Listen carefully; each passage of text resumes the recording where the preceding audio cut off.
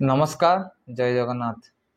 तो सांग मैंने बहुत दुखर सहित कहवाई पड़ूँ मु हैदराबाद आसती चेकअप आउ चेकअप रे मु जो रेगुलारली ब्लड टेस्ट जोड़ा करे बीसीआर लेवल टेस्ट सेटाई आसली किंतु मते बहुत आपण मन तो समस्त शुणी गोटे शॉकिंग न्यूज बर्तमान कि मोर कैंसर पुणी थे मॉलिक्यूलर रिलैप्स हो जाइए। बहुत दुखर सहित आपण मानू कहूँ बहुत कष्ट सहित मुझे हैदराबाद रूम रे अच्छी आप देखिपे बहुत कष्ट लगुच मते आउ बहुत दुख भी लगुच कौन करी सब कुछ अंधार भी मत दिशुची। तो अपन तो मैंने समस्ते जानी मोर पास्ट हिस्ट्री विषय कि मु 2023 रु कैंसर डिटेक्ट है 24 मो रोग रिटर्न कला पुणी थे 25 अलमोस्ट रिटर्न करने माने आपण मैंने भावी दिंतु कि अलरेडी हो जाइए मो कैंसर देह पुणी थे बाहरी तेणु वर्तमान ट्रिटमेंट सबुठारु कॉस्टली ट्रिटमेंट मो पाई जोटा कि आपण मैंने समस्ते जानते मुझे वीडियो कही तो सेटा हूँ ना गोटे कार्टिसियल थेरापी ट्रिटमेंट जोटा कि दाम माने जार कस्ट हूँ 30 लाख रु अधिक जोटा कि मो बर्तमान ताको एफोर्ड करने बहुत कष्ट लगुच बहुत टेंशन भी लगुच कौन करी बहुत माने किसी मोर मुझे सब किसी अंधार ही दिशुची बर्तमान ट्रिटमेंट केमी करी मो मृत्यु मो आखि आगे दिशुची माने जदि मु टंका अरेंज न करि पारे ताले मोर बर्तमान मृत्यु सुनिश्चित।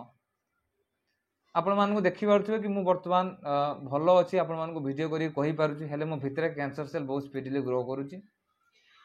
मु आस्तिली मंथली चेकअप रे चेकअप सारिकी मु जे ब्लड टेस्टा करिथिली जेमति कि मु पूर्वरु भी वीडियो रे कहिथिली कि मोर 0.124 एमती समथिंग थिला जोटा कि बीसीआर लेवल टेस्ट प्रति 3 मास रे मु करूथिली भुवनेश्वर बाक्ची रे करिथिली।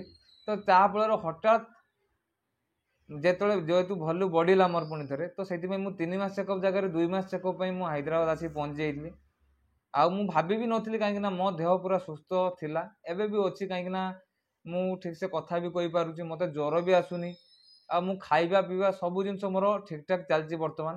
तेणु गोटे जिनस टेंशन हेले कौन ना जो बीसीआर लेवल टेस्ट कर से जिनसटा मु 24 तारिख टेस्ट करथिली मो 30 तारिख आसिला आउ आसला पर डॉक्टर मते कहले कि तो वैल्यू 8.57 बढ़ी जाइए जोटा कि मुझे ना आज मुझे जिनसा जनाऊँगी बीसीआर लेवल वैल्यूटा जोटा कि बहुत हाई मॉलिक्यूलर रिलैप्स हो जाइए माने हूँ जो बीसीआर लेवल जो जीन रे जो जीन म्यूटेशनटा हुए से जगह पुणी थे कैंसर सेल ग्रो करुच्ची।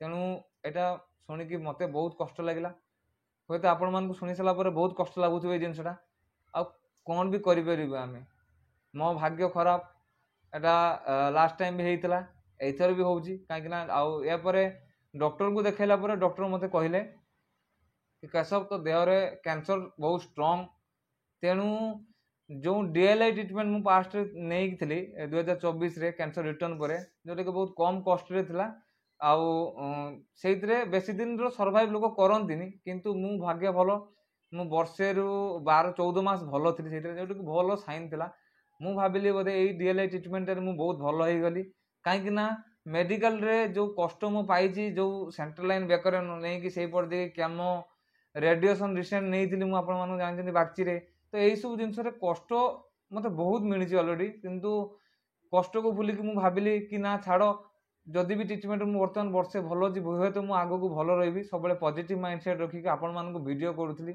आपण मानक मो हेल्थ रिलेटेड अपडेट्स दूसरी किंतु बर्तमान एमती गोटे परिस्थिति आसी जोटि मुझे निजे भांगी पड़ी निजे मेंटाली भांगी पड़ी कौन पाई ना मो पाखे ट्रिटमेंट ऑप्शन अच्छी किंतु मो पाखे टंका नहीं तेणु मुझे एफोर्ड कर पार्नि गोटे मिडिल क्लास पिला जोटा कि 2023 रु मु सर्वाइव करूली एबे भी सर्वाइव करुँची तेणु सांगे सांगे रिटर्न हो गला जेहेतु कैंसर गुड़ाक तेणु सांगे केते पैसा मु आनिबी लोक आपण मानक हेल्प मागी बहुत थर एबे भी मुझे आपण मानक हेल्प मागुची तो आपण मैंने ये ट्रिटमेंट 30 लाख रु अधिक खर्च हबार माने अच्छी बोली डॉक्टर कहते डॉक्टर को रिक्वेस्ट कर अल्पर करदेवाई तेणु डॉक्टर से कि तू यापाई टेंशन नेनी तू किसी अरेंज कर जहाँ भी टंका तो पड़ो तेणु डॉक्टर तरफ किसी मत साहय मिल जाए मुझे बहुत माने हेल्पफुल हम से जिनसा बाकी डॉक्टर आते हेल्प करें मोपाई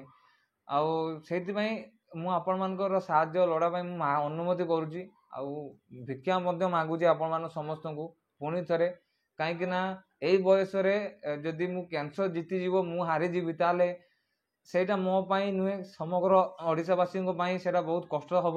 ଆଉ ମୁଁ ବୁଝିପାରୁଛି ଜିନିଷଟା। ମୁଁ ନିଜେ ଗୋଟେ କ୍ୟାନ୍ସର ପେସେଣ୍ଟ। ମୁଁ ନିଜେ ଯଦି ନିଜକୁ ଷ୍ଟ୍ରଙ୍ଗ ରଖିବି ତ କେତେ ଯାଏଁ ରଖିବି? କାହିଁକିନା ସେଇ ଜାଗାଟା ବେଳେବେଳେ ଏମିତି ସିଚୁଏସନ୍ ଆସେ ଯେଉଁଠିକି ଆପଣ ଭାଙ୍ଗି ପଡ଼ନ୍ତି। ସେଇ ଜାଗାରେ ମୁଁ ଭାଙ୍ଗିକି ବି ମୁଁ ନିଜକୁ ଷ୍ଟ୍ରଙ୍ଗ କରିକି ବର୍ତ୍ତମାନ ସୁଦ୍ଧା ଉଠିଛି, କେବଳ ଆପଣମାନଙ୍କ ସମସ୍ତଙ୍କ ସପୋର୍ଟ ପାଇଁ ଆଉ ଆପଣମାନଙ୍କ ସମସ୍ତଙ୍କ ଭଲ ପାଇବା ପାଇଁ। ତ ଆପଣମାନଙ୍କୁ ହୁଏତ ଏଇ ଜିନିଷଟା ବହୁତ ଜଣଙ୍କୁ ନର୍ମାଲ ଲାଗିଥାଇପାରେ, କାହିଁକିନା ମୁଁ ଯେହେତୁ କ୍ୟାନ୍ସର ପେସେଣ୍ଟ, ମୋ ଭଳି ହଜାର ହଜାର ଲକ୍ଷ ଲକ୍ଷ କ୍ୟାନ୍ସର ପେସେଣ୍ଟ ଓଡ଼ିଶାରେ ରହୁଛନ୍ତି। ସେମାନେ ମୋ ଭିଡ଼ିଓ ଦେଖିଲେ ସେମାନେ ଜାଣିପାରିବେ କି କ୍ୟାନ୍ସର କେତେ କଷ୍ଟ। ଆଜି ହୁଏତ ମୋତେ କ୍ୟାନ୍ସର ହେଇଛି, ମୋ ପରିବାର ଲୋକଙ୍କୁ କଷ୍ଟ ମିଳୁଛି, ସେଇ ଜିନିଷଟା ମୋତେ ତା ସହିତ କଷ୍ଟ ମିଳୁଛି।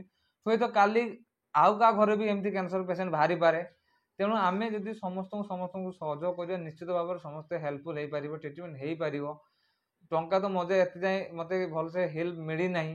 ତେଣୁ ମୁଁ ସେଇଥିପାଇଁ ଭାବିଲି ଆପଣମାନେ ମୋ ୟୁଟ୍ୟୁବ୍ ପରିବାର ସମସ୍ତ ମେମ୍ବର୍ସ ମାନଙ୍କୁ ମୁଁ ରିକ୍ୱେଷ୍ଟ କରୁଛି କି ଆପଣମାନେ ସମସ୍ତେ ପ୍ଲିଜ୍ ମୋତେ ସାହାଯ୍ୟ କରନ୍ତୁ। କାହିଁକିନା ଆପଣମାନେ ସାହାଯ୍ୟ ମିନ୍ସ କେବଳ ଆପଣ ମୋତେ ସେଣ୍ଡ କରିଦେଲେ କିଛି ସେଟା ହେବନି। କାହିଁକିନା ଆପଣମାନେ ସମସ୍ତଙ୍କ ପାଖକୁ ସେୟାର କରିବା ଦରକାର। ଗୋଟେ ଚ୍ୟାନେଲ୍ ମାଧ୍ୟମରେ ଯେମିତିକି ଆପଣ 10ଟା ଲୋକଙ୍କୁ ସେଣ୍ଡ କଲେ ସେ 10ଟା ଲୋକଙ୍କୁ ସେଣ୍ଡ କରିବ।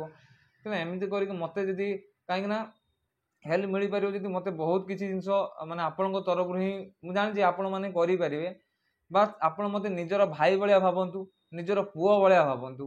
ଦେଲେ ଆପଣମାନଙ୍କୁ ସେଇଭଳିଆ ଆସିବ କି ଗୋଟେ ଆଖି ଆଗରେ, ଆପଣମାନଙ୍କ ଆଗରେ ଯଦି ଆପଣମାନେ ଯଦି ମୋତେ ଛୋଟିଆ ସାହାଯ୍ୟ ଟିକେ ବି ନ କରିବେ ତାହେଲେ ମୁଁ ମରିଯିବି। ହୁଏତ ଆପଣମାନେ ଆଗକୁ ମୋତେ ଆଉ ଦେଖିବା ପାଇଁ ପାଇବେନି। ଆପଣମାନଙ୍କ ପାଇଁ ଗୋଟେ ଭାଇ ସବୁଦିନ ପାଇଁ ଚାଲିଯିବ।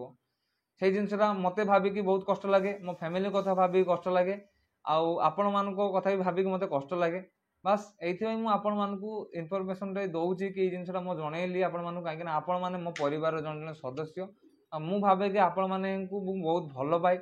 ତେଣୁ ଆପଣମାନଙ୍କ ପାଇଁ ମୁଁ ସବୁବେଳେ ମୁଁ ହେଲ୍ଥ ଅପଡ଼େଟ୍ ଦିଏ। ଆପଣମାନଙ୍କର କାହାର କିଛି ପ୍ରୋବ୍ଲେମ୍ ହେଲେ ମୁଁ ଯେତିକି ପାରେ ଆପଣମାନଙ୍କୁ ଇନଫର୍ମେସନ୍ ଦିଏ ମୋ ଟ୍ରିଟମେଣ୍ଟ ବିଷୟରେ। କିନ୍ତୁ ସଡନ୍ଲି ଏମିତି ସବୁ ହେଇଯିବ ବୋଲି ମୁଁ କିଛି ଭାବିନଥିଲି। ବାସ୍ ଆପଣମାନଙ୍କୁ ରିକ୍ୱେଷ୍ଟ କରୁଛି କି ମୁଁ ଯେଉଁ ଫୋନ୍ପେ ନମ୍ବର ଦେବି ସେଇଥିରେ ମୋ ନମ୍ବର ମୁଁ ନିଶ୍ଚୟ ଦେବି, ତା ସହିତ ମୋ ବଡ଼ ଭାଇଙ୍କ ନମ୍ବର ଦେବି। କାହିଁକିନା କିଛି ପ୍ରୋବ୍ଲେମ୍ସ ପାଇଁ ମୋ ୟୁପିଆଇ କାମ କରୁନାହିଁ ଫୋନ୍ପେରେ। ଯଦି ମୋ ନମ୍ବରରେ ଆପଣମାନଙ୍କୁ ସେଣ୍ଡ ହେଉନାହିଁ ତ ନିଶ୍ଚିତ ଭାବରେ ମୋ ଭାଇଙ୍କ ନମ୍ବରରେ ଆପଣମାନେ ଟ୍ରାଏ କରିବେ, ସେଇଥିରେ ସେଣ୍ଡ କରିବେ। ତେଣୁ କାହିଁକିନା ସେଇ ଜିନିଷରେ, କାହିଁକିନା ଭାଇ ମୋ ସହିତ ରହୁଛନ୍ତି ସବୁବେଳେ ଫାଷ୍ଟରୁ ଆଜି ଯାଏଁ ଟ୍ରିଟମେଣ୍ଟରେ ଭାଇ ମୋ ସହିତ ରହିଛନ୍ତି। ବର୍ତ୍ତମାନ ଫାଷ୍ଟ ଟ୍ରିଟମେଣ୍ଟ 2023ରେ ବି ଭାଇ ମୋ ସହିତ ଥିଲେ। ଯେତେବେଳେ କ୍ୟାନ୍ସର ରିଟର୍ଣ୍ଣ କଲା 2024ରେ ଭାଇ ମୋ ସହିତ ଥିଲେ। ଆଉ ଏବେ ମଧ୍ୟ ଆମେ ଦୁଇ ଭାଇ ବର୍ତ୍ତମାନ ହାଇଦ୍ରାବାଦରେ ଅଛୁ।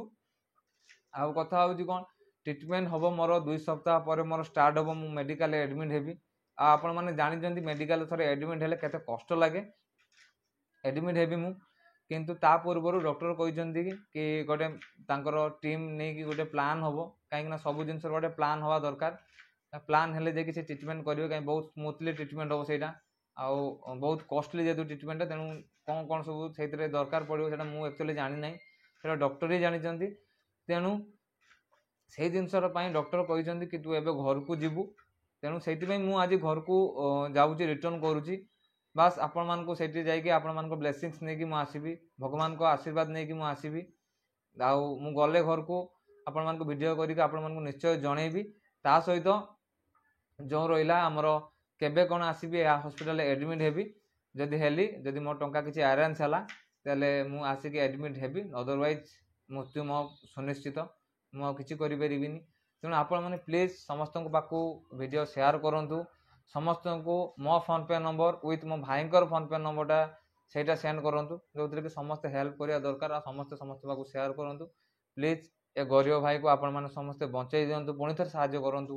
ହାତ ଭିକ ମାଗୁଛି ଆପଣମାନଙ୍କୁ ସମସ୍ତଙ୍କୁ। ତେଣୁ ଆପଣମାନଙ୍କୁ ରହିଲି, ମୁଁ ନିଶ୍ଚୟ ଆଉ ନେକ୍ସଟ ଭିଡ଼ିଓରେ କ'ଣ ହେଉଛି ମୋ ହେଲ୍ଥ ରିଲେଟେଡ଼ ଅପଡ଼େଟ୍ସ ଦେବି। ତେଣୁ ସେଥିପାଇଁ ମୋତେ ବ୍ଲେସିଂସ୍ କରିଥାନ୍ତୁ ଆଉ ମୋତେ ହେଲ୍ପ କରିଥାନ୍ତୁ। ନେକ୍ସଟ ଭିଡ଼ିଓରେ ଆପଣମାନଙ୍କୁ ମୋର ହେଲ୍ଥ ରିଲେଟେଡ଼ ଅପଡ଼େଟ୍ସ ଦେବି।